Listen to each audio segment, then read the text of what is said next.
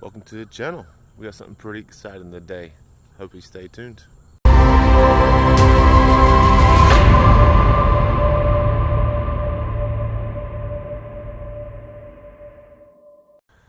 So today we're going to talk about Daytona. Daytona International Speedway to be precise. Me and my wife went down there on our honeymoon to Florida, stopped by in Daytona, and wanted to tour the track and the Museum of Motorsports, the Hall of Fame. And I was thinking, okay, right here, we'll be more proud to be talking about the American pride, the great American race, amongst all of these great flags of our country. So I have a video and some pictures of our little tour. It wasn't full. I'll explain later.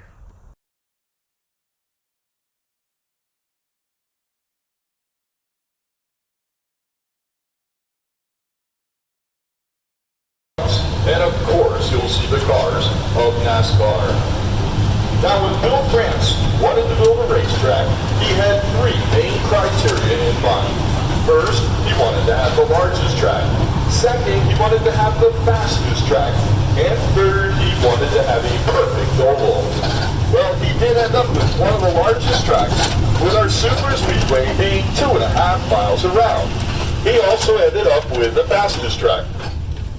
Now, to have the fastest track back in the late 50s when this was built, all you needed to do was have some kind of banking, and our banking tops off at 31 degrees. But because of the space restriction, they could not fit the perfect oval in here, so the tri-oval was born. Now, over on the driver's side of the tram, you'll be looking at our road course. Oh, do we have anybody from the UK or Australia with us today? Okay, so you know when I say the driver's side, everybody knows it's that side, right? Okay, just checking, because I should see heads going that way, and I saw heads going the other way. So, but anyways, that is our road course over there. Our road course adds 1.06 miles added on to the length of the overall track of 2.5 miles. Now, that road course is used for motorcycles, karts, other groups that come out here to do testing, or private racing. Now, over on the other side of the tram, you'll be looking at our 31 degrees banking. Now, if you take a look over there from those double yellow lines at the bottom, all the way up to the back part of the wall at the top, it is just over 4 stories high. I know, it doesn't look it, does it? Now, just imagine this. On race day, those NASCAR Cup Series cars are going through there side by side, nose to tail, at 200 miles an hour. Those cars will try and go three side by side, and sometimes they might even try and go 4. Well, if they go through that area 4 side by side, chances are somebody is going to have an encounter with that wall system up at the top. That wall system is called the SAFER barrier. SAFER stands for Steel and Foam Energy Reduction. What that means is that part of the wall closest to you is made up of 9 miles of steel tubing. Right behind that, we have foam-filled styrofoam pyramids, and at the very back, a concrete wall.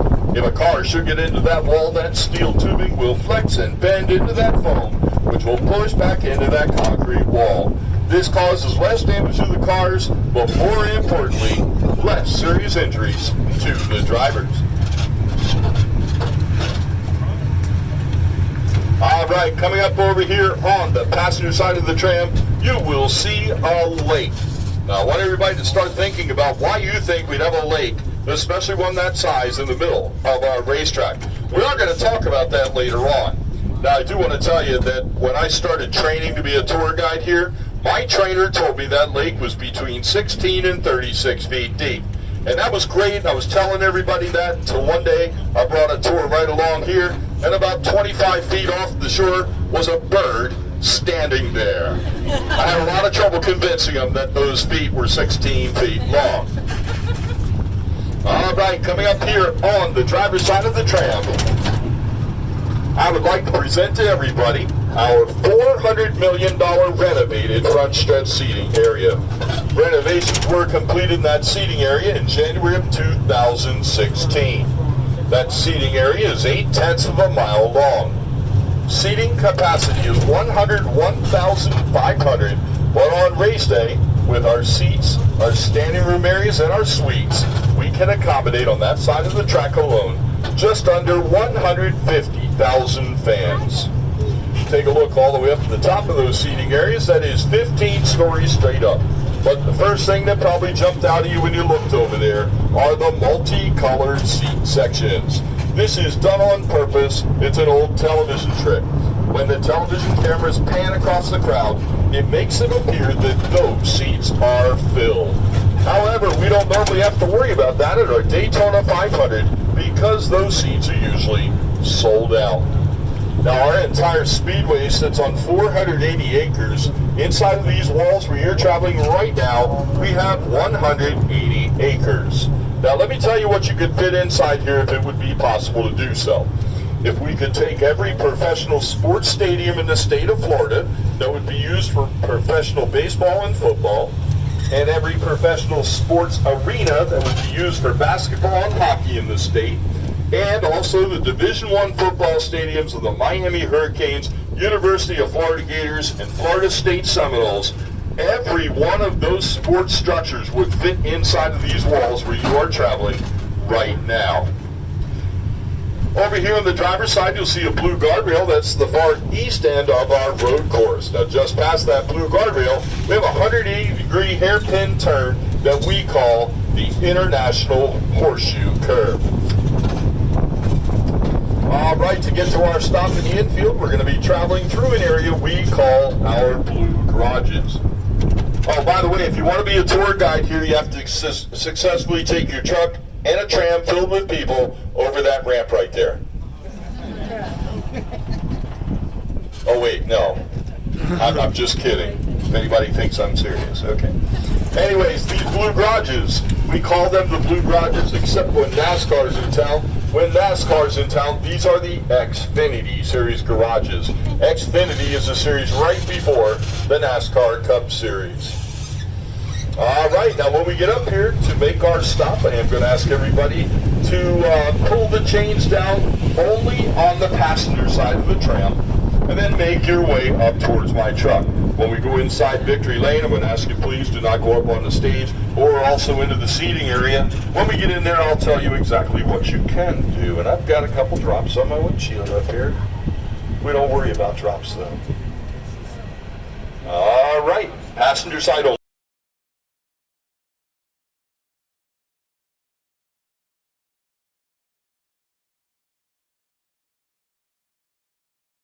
So let me explain. We were in Victory Lane. Jeff, our tour guide, he was talking to us. I was about to hit record because I was taking pictures of what you saw. Next thing you know, every siren around was going off. Even his pager and his little walkie-talkie was going off. Next thing you know, he had this guy who tell him says there's a red cell around us. It's actually 3.5 miles away from the track. Take shelter now. Okay, so we haul boogie out of Victory Lane, walk back to the tram. We get back to the tram, we take the exact same path that you saw on the video, and then it started a little bit of rain. Not heavy. It's Florida. It's potential of rain is there every day. No doubt. But it's starting to a little rain. He says, so to try to keep y'all all dry as possible, we're going to go into some place that no one really gets to go to. So in that, we go on the front stretch, the grandstands. There's a little path where the VIPs come, where all the workers on the track go, where they store everything. They have ticket booths for race day down there. They have trailers, they have trash cans, they have everything like that. So we're going down there. There's not much to see besides all of their stuff. You can hear the rain coming down hard, hitting the aluminum bleachers right above us. So he's talking about who comes down there is the VIP entrance to the big guys and girls who come to the race, but they don't want no one else to know they're there where they come in. So they're up in the VIP suites and booths and everything at the same time. But so we're seeing all of that. Next thing you know, we make it to the museum. I have plenty of pictures of that. So I hope y'all enjoy the pictures. Hope y'all enjoy my little explanation of what happened. The tour was supposed to last another hour or so, because that track is 2.5 miles long and there's so much going on. Not to mention, at the same time, NASCAR driving experience was at Daytona. You could hear the cars while we were waiting to get on the tram running around the track. You can hear them cut it off. You can hear them cut them back on. And we had people, the kids on there, who said, "Oh man, they're driving the cars. We can get to see them?" Well, on the tour, yes. But when the rain came, the storm came, they had to evacuate the whole entire track and facility. The only thing that was open was the museum. Luckily enough, here they go. Here's the pictures.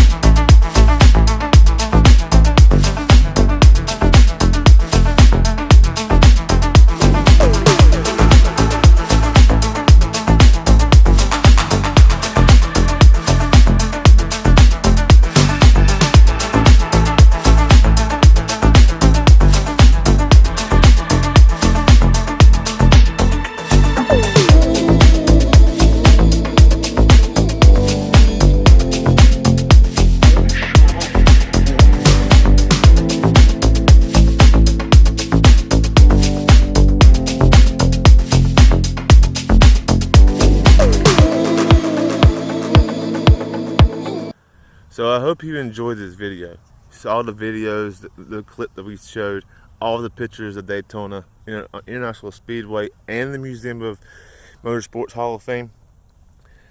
Don't just take my pictures and my videos and all of our stuff for granted. Go up there, see it, experience it, take the tour yourself. Go into the museum. There's a lot more stuff in there. We just hadn't had enough time. And every year, where you saw the 34 Michael McDowell's car, the winner, every year, right after the Great American Race, the Daytona 500, the winner, after a winner's car, right after in final inspection, gets rolled into that spot. So every year you go there, it's totally different. It's a totally different experience when you first walk in. And thank you for watching. Like, subscribe, turn on the bell of notifications, so whenever we do or upload another video, you'll be the first ones to know about it. There's plenty more videos coming, so just stay tuned. keep it rolling.